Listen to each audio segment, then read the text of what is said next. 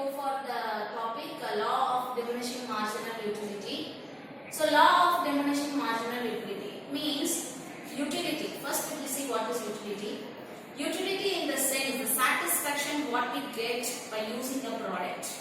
So if I use any product, like it can be a food item or it can be an electronic item, whatever it is, when I use, I will get a sort of satisfaction by using it. So that satisfaction is called as utility.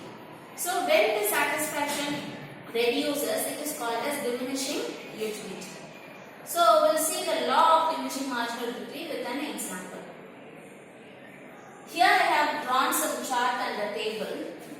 So when I consume the first unit, I am getting a maximum satisfaction. When I consume the second unit, my satisfaction is reduced. The third, again it is reduced. Fourth and fifth. So at last I am having a less utility, that is less satisfaction.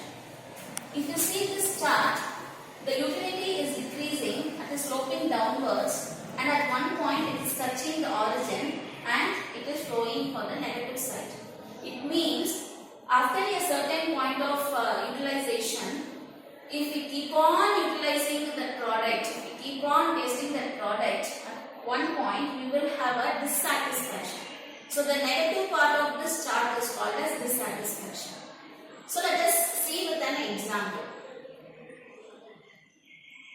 If I am traveling in a hot summer and I am consuming the first cup of ice cream, I will be having a huge satisfaction because I am really suffered with a lot of hot and sunny climate. So when I consume the cold ice cream, I will be having a good satisfaction. So the first product gives me a high satisfaction. But when I consume the same product for the second time continuously, my satisfaction reduces because now I am okay with the first product, and in the second product my satisfaction comes little down. So when I keep on consuming the same cup of ice cream for number of times, at one point it will give a dissatisfaction where I will hate eating the ice cream. So it means whenever we consume an additional unit of the product, the satisfaction level decreases. Here we will see some assumptions because any theory will work out with some sort of assumptions. So for law of diminishing marginal utility, we have certain assumptions.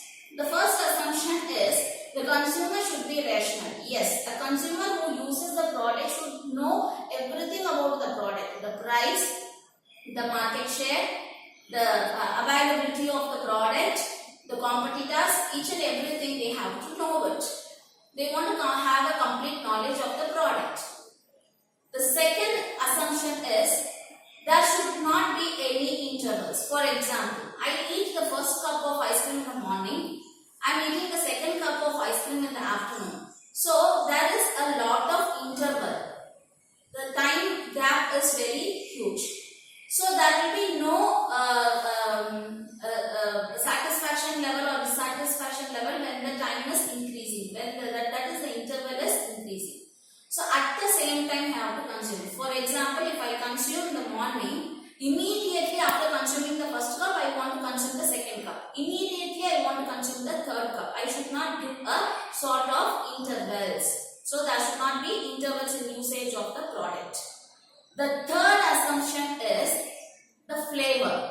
The flavor should not change. For example, the first level of ice cream is chocolate flavor.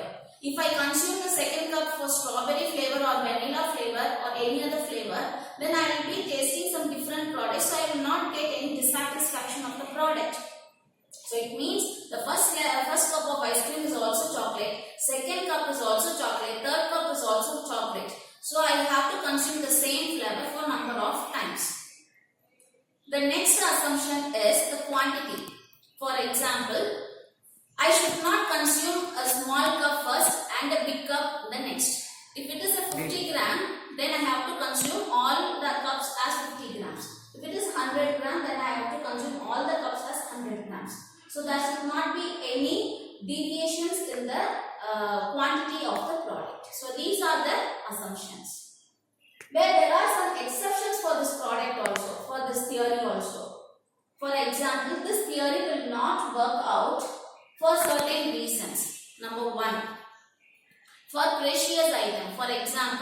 money or gold or diamond, whatever it can be. If it is precious, then consuming so much of product will not give any dissatisfaction for us. Next is rare products. For example, tangible paintings or any other rare specimens, if we are collecting it and it will not give any dissatisfaction. For example, if I am a stamp collector, so I will be collecting lot of stamps. Where collecting more and more stamps will give me good enthusiasm and satisfaction rather than a dissatisfaction. So collection of a rare item or usage of rare items will also not apply for this theory. So this is what the law of diminishing marginal utility tells us. We'll see at last we will see a real-time example and we'll end this topic.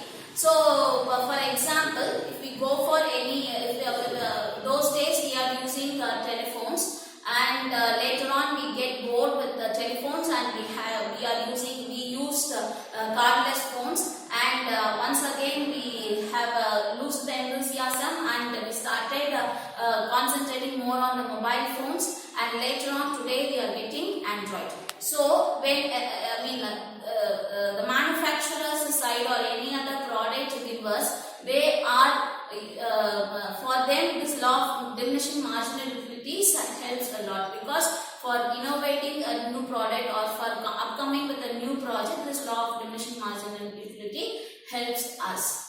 So this is what a law of diminishing marginal utility teaches us. Thank you for the opportunity given. Thank you.